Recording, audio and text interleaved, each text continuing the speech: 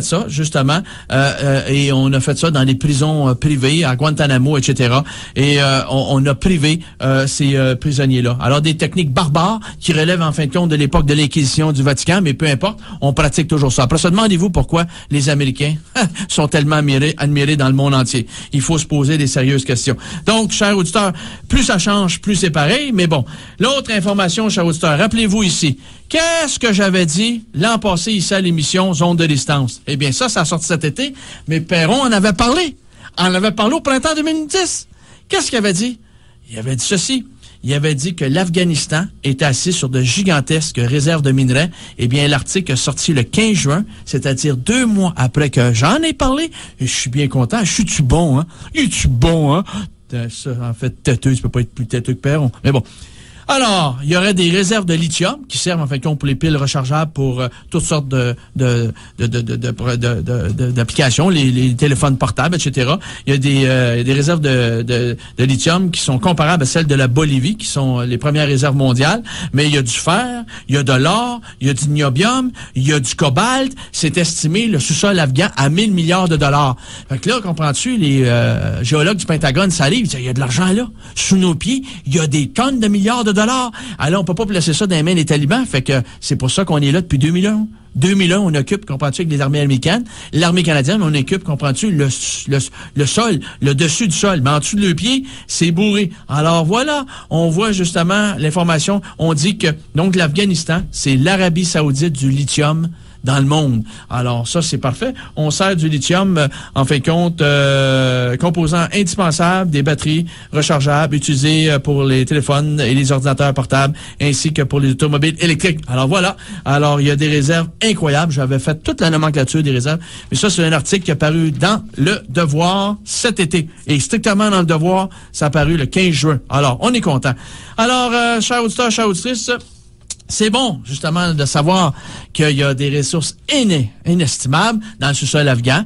On est content, nos armées sont là, puis ça nous coûte cher. Ça va nous coûter 18 milliards de dollars à tous les contribuables canadiens, l'occupation de l'armée canadienne. Mais c'est pas grave! On a de l'argent. Au niveau de l'armée, complexe militaro-industriel, on a de l'argent en masse. On n'a pas pour acheter des livres, comprends-tu, puis donner un verre de lait aux étudiants canadiens qui s'en vont à l'école à tous les matins. Et il y en a 1 sur 5, justement, qui partent le ventre creux. Ils ont rien dans le ventre. C'est dur à étudier. Par exemple, on leur a donné du Ritalin pour les calmer. C'est normal. Et quand ils ont repassé l'âge adulte, on donne du Prozac à la vente. Ça se prend mieux. Qu'est-ce qu'on apprend? Le 28 août, on apprend une dépêche.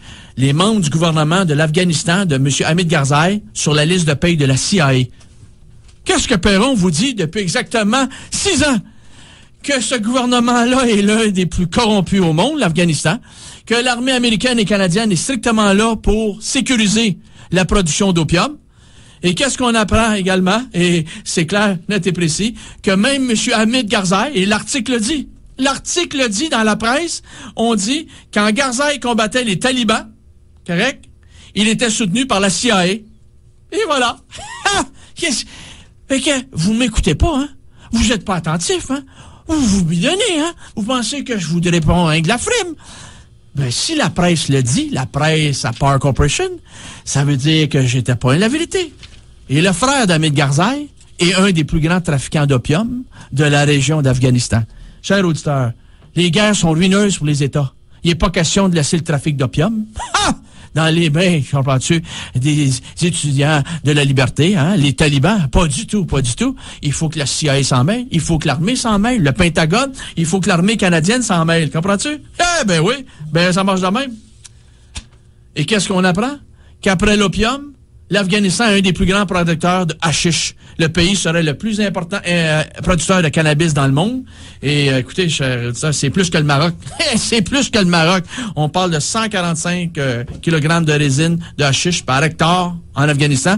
En comparaison au Maroc, un autre connu, parce que lui, il y a toute une industrie illégale, c'est 40 kg par hectare seulement. Fait que l'autre, comprends-tu, c'est 4 fois plus. Ah, d'abord, l'Afghanistan! Vive nos soldats canadiens! Vive nos soldats canadiens! On est heureux! Oui. Et on apprend aussi une dépêche qui a passé inaperçue. Le 11 juin 2010, on n'était pas en onde. On apprend que plusieurs militaires canadiens sont accusés de production de drogue. Pas vrai? Ah, ben, tabac. Dis-moi pas qu'on va se faire le coup du Vietnam. Quand les G.I. Joe étaient au Vietnam, il y en a plusieurs qui sont venus camer à l'os, pas à peu près. Ils ont profité de leur petit séjour dans le Triangle d'Or, Birmanie, Thaïlande, Laos, pour devenir des vrais exportateurs et importateurs de la belle dame qui s'appelle Léorine. Hey, hey! White Potter, ma! Ouais! Ça se peut-tu que l'histoire se répète 40 ans plus tard? Ben, posez-vous donc la question. Les guerres sont ruineuses pour les États, mais les trafics de drogue, c'est à côté que les trafics d'armes. Puis le troisième trafic mondial, c'est le trafic humain. T'en as 3 trafics ici. Trafic de drogue, trafic d'armes, trafic humain. En Afghanistan, t'as le trafic d'armes, t'as le trafic de drogue. C'est winner. Il n'y a pas de problème. Comprends-tu? Et qui est en Afghanistan comme firme de sécurité privée? La firme de sécurité Garda. Elle est là en Afghanistan et en Irak. Ils sont là, ils sont bien contents et ils assurent en fin de compte la sécurité de dignitaires, etc. Notre firme de sécurité Garda est là. Or, Garda vient d'avoir aussi un autre gros contrat de notre gouvernement canadien, protéger l'ambassade du Canada en Haïti. Yes, sir. Ils vont protéger. En réalité, ils vont rien protéger pantoute en Haïti. Ils vont protéger les billes qui vont se ramasser en Haïti pour s'assurer que ça tombe dans les bonnes poches. Parce que depuis le séisme de janvier dernier, Haïti va attirer des milliards et des milliards. On parle d'environ 7 milliards de dollars. Et ça, faut que ça tombe dans les bonnes organisations non gouvernementales. Il faut que ça tombe dans les bonnes poches. Donc, bravo à Garda. Garda, ce sont nos mercenaires canadiens, québécois.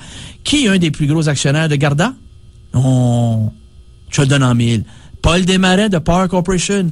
Eh oui. Et Stéphane Crétier, le boss de Garda, est directeur sur le même conseil d'administration de l'Institut économique de Montréal. Avec qui? Avec Hélène Desmarais, la femme de Paul Desmarais Jr. Eh oui. C'est serré le pouvoir, hein? Ah, ben oui, qu'est-ce que je te dise? Et, cher auditeur, voici un article qui date du 27 mars 1989. Qu'est-ce que dit l'article? Afghanistan, les États-Unis souhaitent voir diminuer la production d'opium. Ça fait 21 ans! Ça fait 21 ans! 11 ans plus tard, ils ont envahi l'Afghanistan. Depuis ce temps-là, l'opium est devenu... L'opium, c'est le produit marchandise numéro 1. C'est un narco-État. Vive, comprenez-vous, nos amis des services secrets. Chers auditeurs, comptez-vous pas fleurette. Il faut pas, comprenez-vous, penser que les choses arrivent de façon fortuite. Tout est planifié de longue haleine. Il reste plus grand temps pour Perron, il reste même pas une minute, pas vrai, mon Oliver, on est rendu au bout du rouleau. On se reprendra la semaine prochaine pour un autre zone de distance. Mais qu'est-ce qu'on peut trouver à la TV? Un grand moment de télévision. Épisode numéro 2 ce soir, à grand reportage RDI d'une série sur Pierre-Éliott Trudeau. Eh oui. Vous devez écouter ça à partir du cabinet d'aisance pour ne pas saloper votre plancher, étant un puissant laxatif, cette série-là. Trudeau, épisode numéro 2, RDI à 20h ce soir. Et dimanche, à grand reportage, la surproduction de maïs aux États-Unis, subventionnée à grands coups de deniers publics, qu'on a inondé au Mexique. Et au Mexique, maintenant, ils sont dépendants du maïs américain. Merci Oliver Vinette pour la mise en onde. Merci à toi. C'est un plaisir de te retrouver, mon frère, et de faire la radio avec lui. Chers auditeurs, portez-vous bien. Et on se retrouve pour une autre zone de distance la semaine prochaine. Et restez à l'écoute CSM 89,3 FM, la radio universitaire.